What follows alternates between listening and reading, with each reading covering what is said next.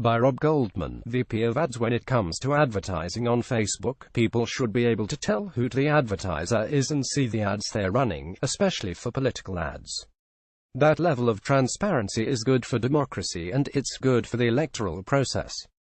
Transparency helps everyone, especially political watchdog groups and reporters, keep advertisers accountable for who they say they are and what they say to different groups.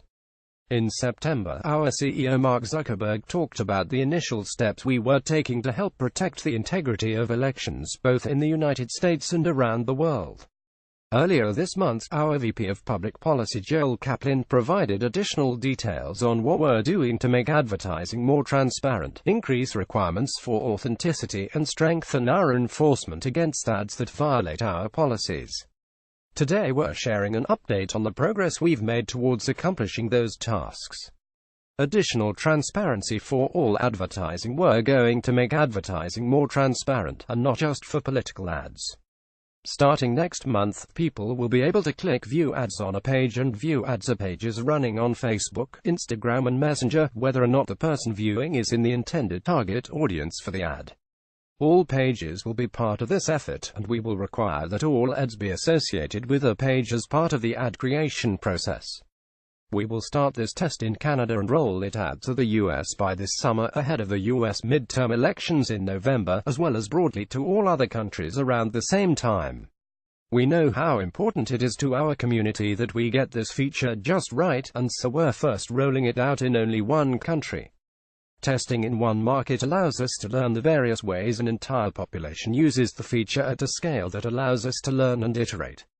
Starting in Canada was a natural choice, as this effort aligns with our election integrity work already underway there.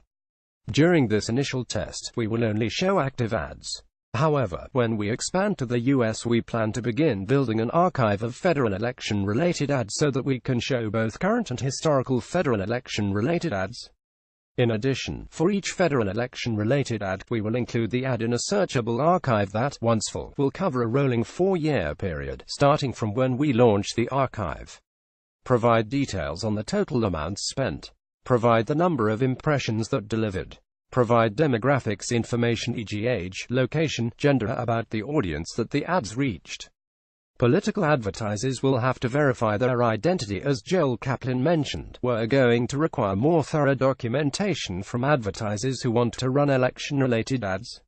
We are starting with federal elections in the US, and will progress from there to additional contests and elections in other countries and jurisdictions. As part of the documentation process, advertisers may be required to identify that they are running election-related advertising and verify both their entity and location. Once verified, these advertisers will have to include a disclosure in their election-related ads, which reads "Paid for by." When you click on the disclosure, you'll be able to see details about the advertiser. Like other ads on Facebook, you will also be able to see an explanation of why you saw the particular ad.